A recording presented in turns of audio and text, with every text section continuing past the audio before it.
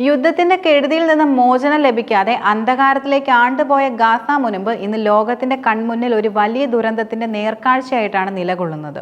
ദശലക്ഷക്കണക്കിന് പാലസ്തീനുകളുടെ ജീവിതം നരകതുല്യമാക്കി മാറ്റിയ ഈ പ്രതിസന്ധിക്ക് ഉടനടി ഒരു പരിഹാരം കണ്ടെത്തേണ്ടത് ലോക സമൂഹത്തിന്റെ കൂട്ടായ ഉത്തരവാദിത്തമാണ്. പട്ടിണിയിലും രോഗങ്ങളിലും വലയുന്ന കുഞ്ഞുങ്ങളുടെയും അവശരായ മനുഷ്യരുടെയും ചിത്രങ്ങൾ ലോകമെമ്പാടുമുള്ള മാധ്യമങ്ങളിൽ നിറഞ്ഞു നിൽക്കുമ്പോൾ ഈ മേഖലയിൽ ഒരു യുദ്ധവിരാമത്തിന് മാനുഷിക സഹായം വേഗത്തിൽ എത്തിക്കുന്നതിനും വേണ്ടിയുള്ള ആഗോള സമ്മർദ്ദം ശക്തമാവുകയാണ്. മാസങ്ങൾ നീണ്ട സംഘർഷം ഗാസയുടെ എല്ലാ മേഖലകളെയും തകർത്തെറിഞ്ഞിരുന്നു. വൈദ്യുതി, വെള്ളം, ഭക്ഷണം, മരുന്ന് തുടങ്ങിയ അടിസ്ഥാന ആവശ്യങ്ങൾ പോലും നിഷേധിക്കപ്പെട്ടും അവിടുത്തെ ജനങ്ങൾ ഭയാനകമായ അവസ്ഥയിലൂടെയാണ് കടന്നു പോകുന്നത്. ആരോഗ്യ സംവിധാനങ്ങൾ പൂർണ്ണമായും തകർന്നു. ആശുപത്രികൾക്ക് പ്രവർത്തിക്കാൻ ആവശ്യമായ ഇന്ധനമോ മരുന്നുകളോ ലഭ്യമല്ല. ശുദ്ധജലത്തിന്റെ അഭാവം കോളറ പോലുള്ള രോഗങ്ങൾ പടർന്നു പിടിക്കാനും കാരണമാകുന്നുണ്ട്.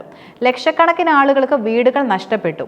അവരിൽ ഭൂരിഭാഗവും അഭയാർത്ഥി ക്യാമ്പുകളിൽ താൽക്കാലിക ഷെൽട്ടറുകളിലുമാണ് കഴിയുന്നത്. പ്രത്യേകിച്ച് കുഞ്ഞുങ്ങളിലും സ്ത്രീകളിലുമാണ് പട്ടിണി ഏറ്റവും കൂടുതൽ ബാധിച്ചിരുന്നത്.